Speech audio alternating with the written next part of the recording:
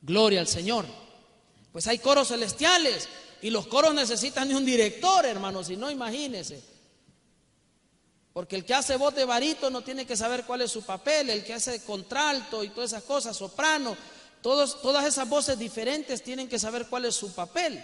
Porque también no todo el tiempo están cantando juntos. Habrán momentos en los que quizás solo los sopranos están haciendo una cosa y los bajos están haciendo otra cosa, o los barítonos, no sé, los contraltos están haciendo otra cosa.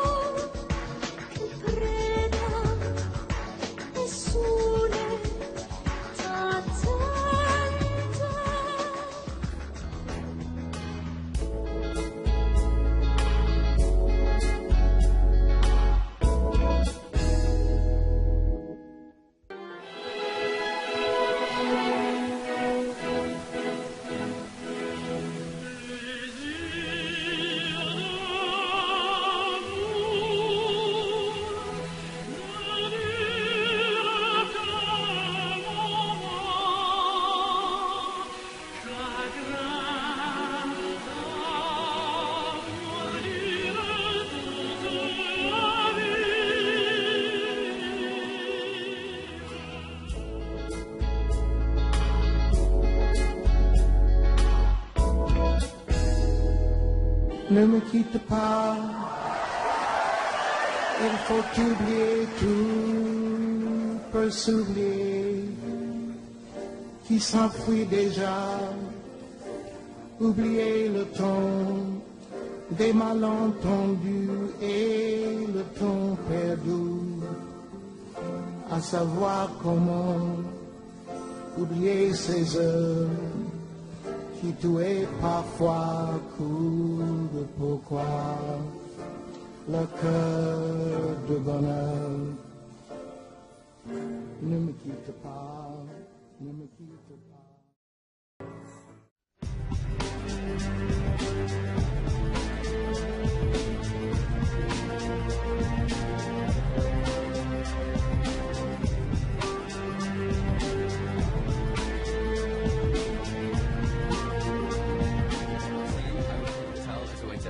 Okay. Do you hate it? Pretty much, yeah. Well, good luck, Greg. Thanks very much.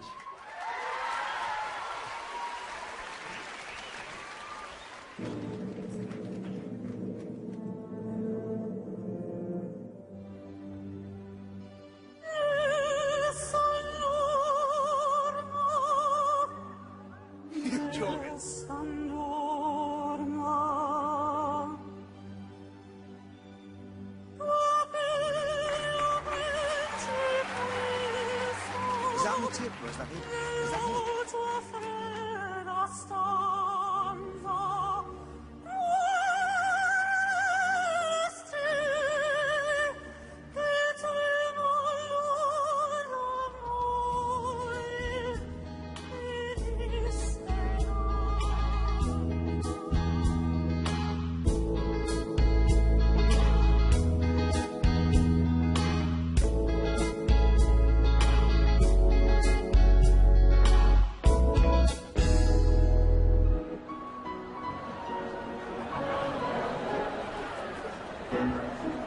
È sempre misero chi a lei s'affida, chi le confida, mal cauto il cuore, ormai non sentesi felici a pieno, chi su quel seno non gli va amore.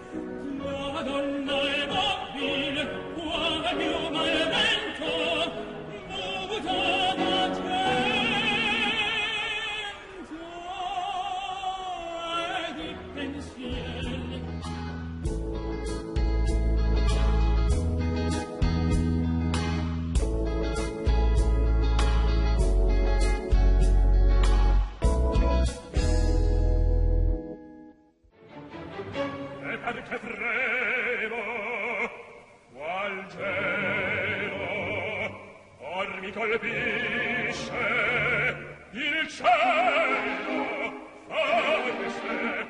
se il sospetto, e se il mio cieco affetto, e se un delitto, il mio colpevol cor, l'eternità, l'antia.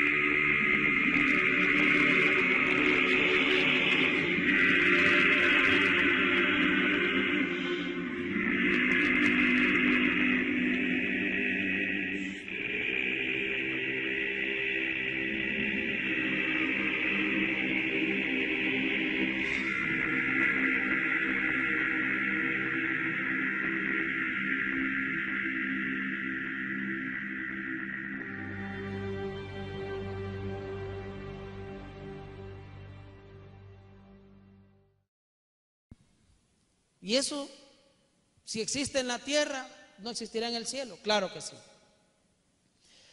Desde el tiempo de Moisés, hermanos, el Señor estableció que en Israel hubieran personas dedicadas a servir en la alabanza. Ya vimos que es un ministerio en el cielo, ahora vamos a ver que es un ministerio en la tierra. Desde el tiempo de Moisés, el Señor estableció que en Israel hubieran personas dedicadas, oiga bien, dedicadas, cuyo oficio fuera servir en la alabanza en el templo, para que sirvieran en el templo, constituyendo así la alabanza como un oficio dentro de su casa. No solo el sacerdocio era un oficio dentro de la casa de Dios, como algunos piensan, que en el templo solo habían sacerdotes. No, hermano, no solo habían sacerdotes degollando animales, porque eso entonces hubiera parecido una carnicería. Ahí habían también levitas, músicos y cantores que daban alabanzas al Señor día y noche, de tal manera que cuando alguien llegaba al templo no solo escuchaba a los animales llorar, sino que escuchaban las alabanzas. Y eso era espectacular, hermano, era hermoso. Porque qué horrible hubiera sido llegar al templo y solo estar escuchando a aquellos animales llorar antes de que los sacrifiquen. Ir a una matanza, a una carnicería, a un destace. No. Esa no era la parte bonita de ir al templo, hermano. Estar viendo eso. Más la gente que se marea con ver sangre. No, lo bonito de ir al templo, hermano, aparte de ir a orar y alabar a Dios, era de escuchar como los levitas, gente entrenada para ello, gente llamada por Dios para ello, alababan al Señor con toda clase de instrumentos y con coros de levitas, de hombres que cantaban al Señor. Maravilloso. Los escogidos para el oficio de la alabanza en la casa del Señor fueron levitas. Los levitas, de entre los cuales el Señor escogió a algunos levitas, a quienes los dotó con el don de la música, porque no todos los levitas tenían el don de la música, pero sí muchos de ellos Dios los dotó con el don de la música. Ese don de la música, hermano, es un regalo que Dios le da a las personas al nacer. Es un regalo de nacimiento, se nace con eso. Y los que lo tienen reciben la capacidad de aprender música con facilidad y tocar bien. Óigalo bien, y eso es una realidad. Por eso todas las escuelas de música, conservatorios de música, academias hacen un examen para ver si la persona tiene las aptitudes para ser músico. Si tiene oído, si tiene medida, si es afinado. En todas las academias de música sucede eso. ¿Por qué lo hacen? Porque ningún maestro de música que trabaje en una academia de estas se va a estar quebrando la cabeza con un músico que no nació para ser músico. Con alguien que quiere ser músico, pues, y no nació para eso. Y que está enseñándole lo mismo semana tras semana, enseñándole lo mismo y no avanza. Es difícil. Mire, por experiencia se lo digo, casualmente en estos días hemos estado viviendo eso. Con el hermano Josué Zúñiga hemos estado apoyando a un pastor amigo nuestro, porque él quiere formar un ministerio de alabanza en su iglesia y es muy bueno lo que él quiere hacer, pero es difícil. Mire, convocamos a un grupo de gente y vimos que habían personas que tenían las aptitudes para poder ser músicos, pero lamentablemente no tenían el tiempo, son personas muy ocupadas y no pudieron aprender. Los que sí tenían el tiempo y empezaron a asistir a las clases para aprender eran precisamente los que no tenían las aptitudes. Pues decidimos hacer el esfuerzo. Yo le dije al pastor, esta lucha está perdida, desde el principio se lo dije, está difícil, pero vamos a hacer el esfuerzo para que él no diga, ¿verdad?, que no hicimos el esfuerzo. Y hemos estado yendo con el hermano José. Mire, les enseñamos un ejercicio, se lo enseñamos. Mire, usted va a hacer este ejercicio, ya sea en el teclado, en el piano, en la batería, en lo que sea. Le enseñamos este ejercicio. Tiene una semana para practicarlo. Un ejercicio que normalmente en una academia de música se lo dejan de un día para otro, o tal vez para el mismo ratito. El maestro le dice, practique esto y en media hora lo chequeo a ver si ya lo tiene. Ejercicios que son, pero así, rapidísimos. Más bien cuando mucho los dejan de un día para otro. Mire, tenemos 5 semanas y todavía con el mismo ejercicio. No tienen el talento para la música. Es difícil. La música es un arte, se nace con ello, se nace. No es como aprender computación, que cualquiera puede aprender. No es como aprender matemáticas, también. Cualquiera puede aprender matemáticas. Tal vez no será un Pitágoras, pero cualquiera puede aprender matemáticas. Con la música no. La música es un arte y el arte es innato, se debe de nacer. Se debe de nacer.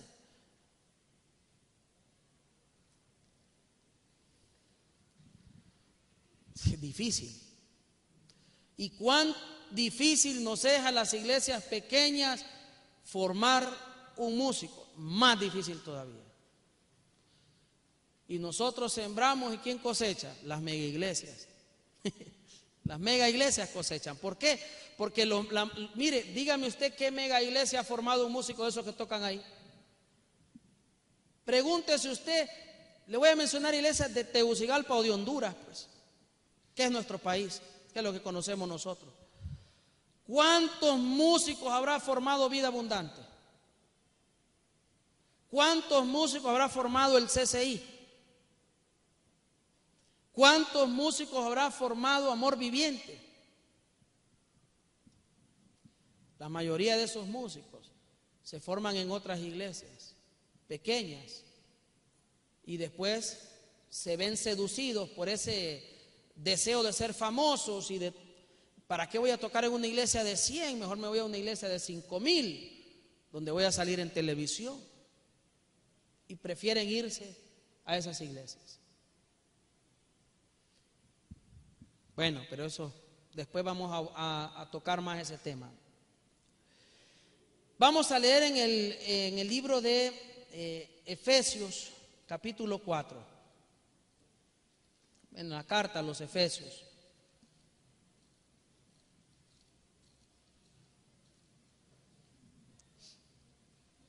Capítulo 4, verso 8.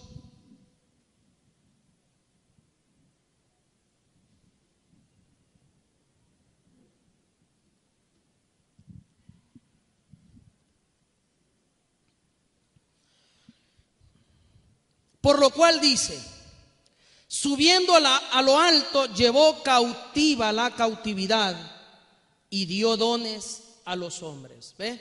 El Señor da dones. Y aquí no solo está hablando de los dones espirituales, hermano, porque hay dones espirituales, hay 9 dones espirituales, hay llamados ministeriales o dones ministeriales, pero también hay dones terrenales. Hay personas que son muy habilidosas con las manos, muy habilidosas. Hay otras personas que son muy buenos para el deporte. ¿Ve? Hay otras personas que son muy buenos para la cuestión esto de las ciencias.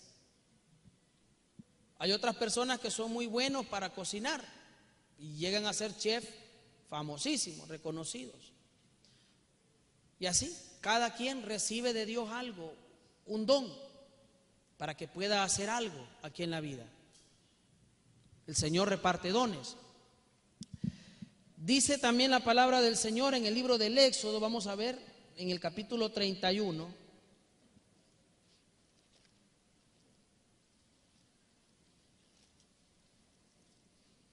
En algunos casos, pues, al Señor le ha tocado impartir un don que no fue dado de nacimiento.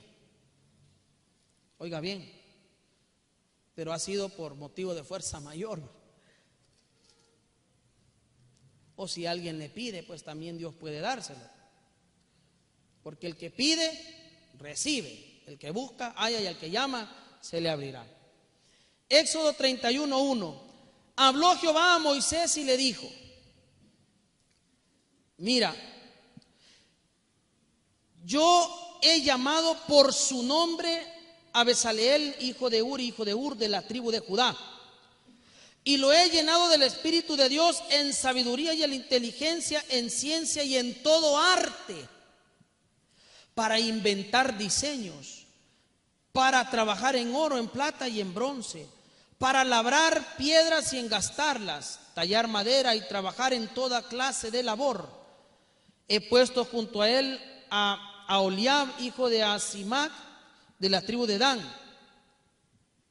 y he puesto sabiduría en el ánimo de todo sabio de corazón, para que hagan todo lo que te he mandado. Ve, aquí el Señor escoge a un varón al cual le da, óigame, no le dio un don, no le dio un talento, le dio muchos, para que él luego fuera el maestro de otros israelitas y les enseñara a trabajar la madera, a trabajar las piedras preciosas, a trabajar los metales, el oro, el bronce, etcétera, etcétera. Este hombre lo dotó inclusive para inventar diseños, o sea, le dio una creatividad, ya me imagino yo, ¿verdad? Que ya la desearan muchos. El Señor se la dio para que este hombre luego enseñara a los demás. O sea, que en algunos casos sucede eso. Por eso es que, mire, no es casualidad que en la historia de la humanidad aparecen genios, ¿verdad? No crea usted que Leonardo da Vinci fue de casualidad. Si este hombre era muy talentoso, era un gran pintor, un escultor, era médico, era inventor. Leonardo da Vinci, ¿qué no sabía hacer, pues? ¿Qué no sabía hacer Leonardo da Vinci? Sabía hacer muchas cosas, pero el problema es que Leonardo da Vinci no utilizó sus dones para el Señor. Tristemente los usó para el mundo y no para Dios. Este caso de este hombre que leemos en la Biblia sí los usó para el Señor, y así muchos otros siervos los han usado para el Señor. Este varón no. Otros grandes músicos como Beethoven, Mozart, no utilizaron sus talentos musicales para el Señor. Pero igual, como le decía yo al principio, el Señor bendice a todo el mundo, el Señor reparte dones.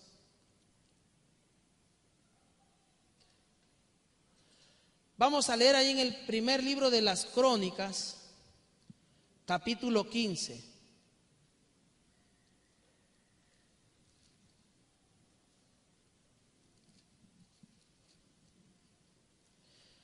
Versículo 22.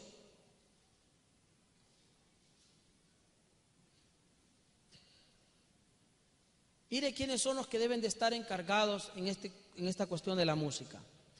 Primer libro de las Crónicas, capítulo 15, verso 22. Y que Ananías, jefe de los levitas en la música, era jefe de los levitas en la música, fue puesto para dirigir el canto, porque era entendido en ello. ¿Tiene lógica? ¿Sí o no? O sea, el entendido en ello es el que fue puesto para dirigir. Mire, y eso es lo triste que sucede hoy en día en muchas iglesias. Y yo le echo la culpa a los pastores irresponsables, pues. Argolleros como solo ellos. Les gusta tener argollas como que si esto es el mundo, pues. Como que si Dios es argollero. Parecen más políticos que otra cosa. Usted ha visto el político, que el político pone de ministro a su allegado y lo pone de ministro de economía, y tal vez el tipo es ingeniero civil que sabe de economía y lo pone. Bueno, así sucede, ¿verdad? Lo mismo. Imagínense que pongan de alcalde un médico, pues, que entiende el médico de eso, o un profesor o un licenciado en pedagogía de ministro de salud. Pero sucede, en la política se ven esas cosas. Hay pastores que son igualitos a los políticos, igualitos. Ponen a su amigo, a su amiga, a su alero del alma, lo ponen del líder del ministerio de alabanza.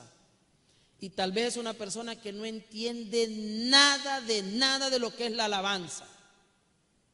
No entienden, no saben qué es la alabanza. A mí me ha tocado conocer personas así. En cierta ocasión estuve apoyando una iglesia vecina, porque este pastor quería pues que le ayudara con el ministerio de alabanza, que le ayudara con los músicos, a enseñarles. Pero yo vi algo que no me gustó, y es que el líder del ministerio de alabanza era la esposa del pastor. Y esta dama, esta sierva, muy humilde ella, por cierto, no fue culpa de ella, pero ella no entendía nada de lo que es la música, hermano. No entendía nada, era como hablarle en chino, pues. Entonces, ¿cómo podía ella dirigir un ministerio de alabanza, pues? ¿Cómo lo iba a dirigir? Ella no entendía lo que era un ensayo, cómo se hacían los ensayos, por qué eran los ensayos, no entendía nada esta sierva. O sea, ella la debió haber puesto el pastor en otro cargo, pero no la puso porque se miraba bonito que su esposa fuera del ministerio de alabanza, la puso allí. No entendía nada. Y eso sucede muchas veces. Los mismos pastores a veces se involucran demasiado en el tema de la alabanza en la iglesia y ni siquiera se ponen a leer y a estudiar el tema de la alabanza. Y no saben nada. Y por eso luego uno escucha testimonios de pastores que le dicen al director de alabanza: mire, hermano, este mes cante más alabanza y menos adoración, porque según las estadísticas de este mes está más fuerte la adoración que la alabanza. Entonces, para equipararlas, cante más alabanza y menos adoración. Óigame, ¿y eso qué es, pues? ¿Qué es eso? O sea, manejan hasta gráficos de barra.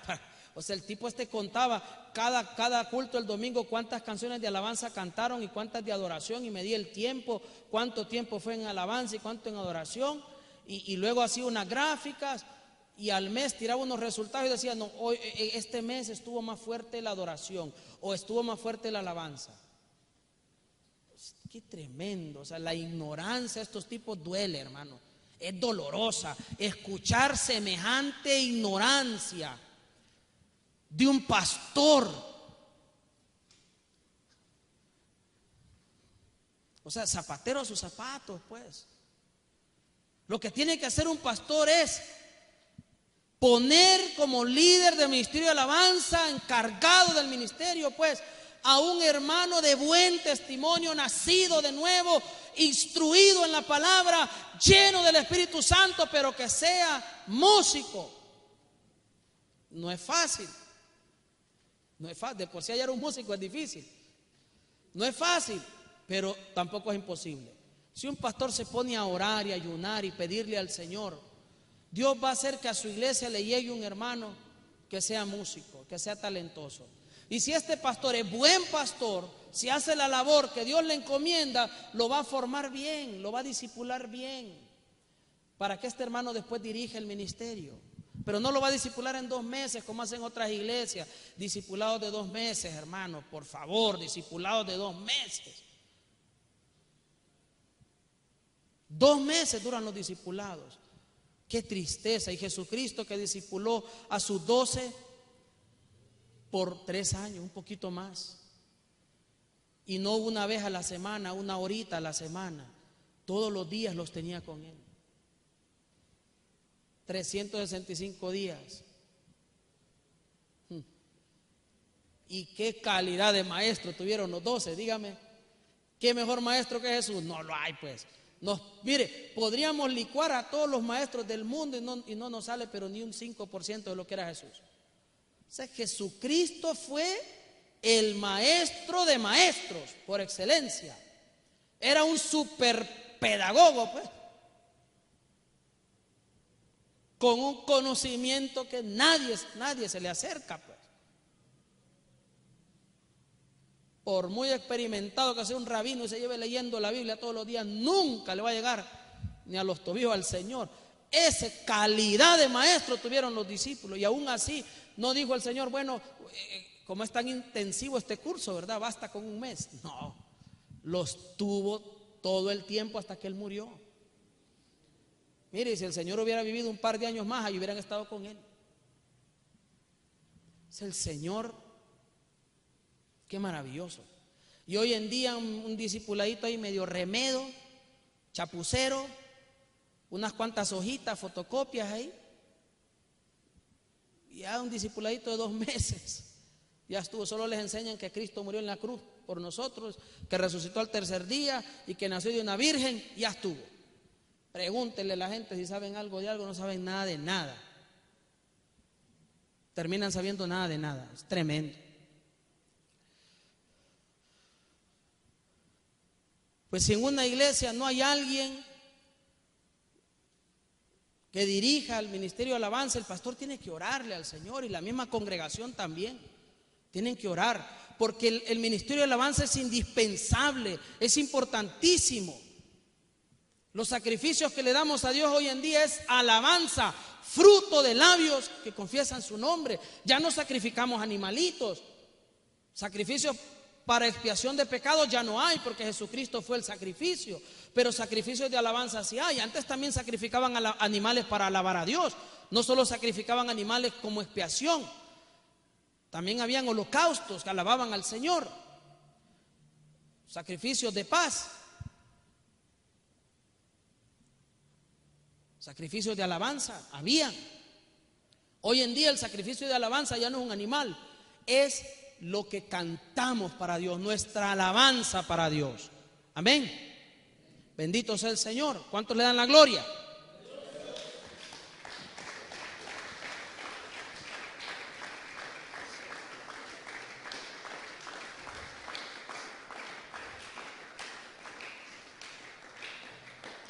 Dice el verso 27, iba David vestido de lino fino y también todos los levitas que llevaban el arca y asimismo los cantores, y que Ananías era maestro de canto entre los cantores.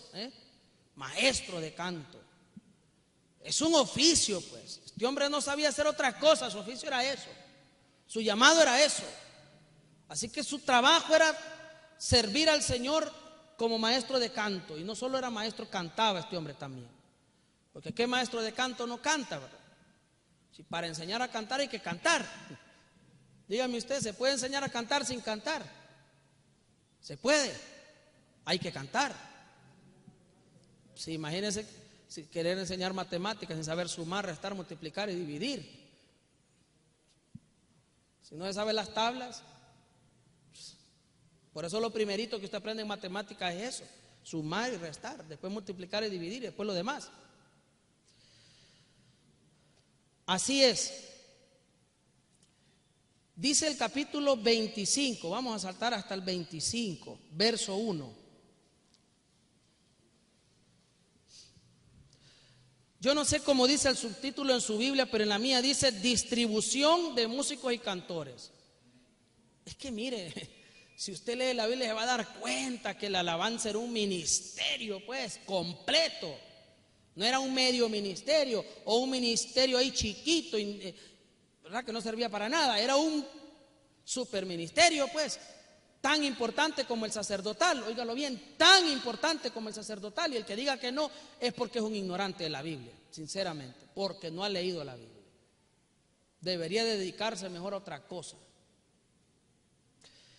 Dice el capítulo 25, asimismo David y los jefes del ejército apartaron para el ministerio a los hijos de Asaf, de Emán y de Jedutún, para que profetizaran con arpas, salterios y címbalos, y el número de ellos, hombres idóneos, o sea, eran músicos, idóneos para la obra de su ministerio, fue de los hijos de Asaf, Zacur, José, Netanías y Azarela, hijos de Asaf, bajo la dirección de Asaf, el cual profetizaba bajo las órdenes del rey, etcétera, etcétera. Mire qué maravilloso. Pasamos al verso 7. Su número, contando a sus hermanos, instruidos en el canto para Jehová, todos ellos aptos, era de 288. Calidad, ¿verdad? ¿Cuántos músicos? 288 músicos. Alguien dirá, hermano, pero son los cantores. No, si eran músicos. Ya leímos en el verso 1, profetizaban con arpas. El arpa es un instrumento musical, por si alguien no lo sabía. Salterios y címbalos son instrumentos musicales. Y con esos instrumentos musicales profetizaban. ¿Sí o no que es un ministerio? Óigame, si me podría estar 5 horas hablando solo que es un ministerio de tantos versículos que hay. Pues sí, pero para mostrar más versículos. Yo sé que ahí lo dice, aquí lo acabamos de leer. Pero hay gente que dice que no le basta un versículo, le bastan más. Tremendo. ¿Usted cree que David se iba a tomar el tiempo y la molestia de estar formando ministerios de alabanza, porque formaba músicos que tocaban instrumentos, cantores y toda la cosa para que sirvieran en la casa de Dios? Y no iba a ser su ministerio. O sea, era un hobby entonces. De hobby iban ahí, si estaban destinados para ello. Gente que se dedicó a eso.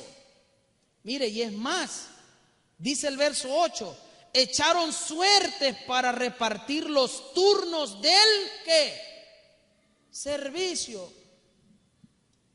Oiga bien, los turnos del servicio, o sea, era su trabajo, su empleo. Dice, tanto el pequeño como el grande, lo mismo el maestro como el discípulo, o sea, habían roles ahí se turnaban para hacer, o sea, eran más de 200, no podían todos. Entonces hacían roles para que estuvieran estos ministros de alabanza de acuerdo al turno que les tocara estar sirviendo en la casa del Señor, tocando un instrumento y cantando, pues. Y que en la casa de Dios se escuchara hasta de lejos esas alabanzas preciosas. Así es un ministerio. Estaban muy bien organizados. Dice el verso 6, todos ellos estaban bajo la dirección de su padre en la música en la casa de Jehová, con címbalos, salterios y arpas para el ministerio del templo de Dios.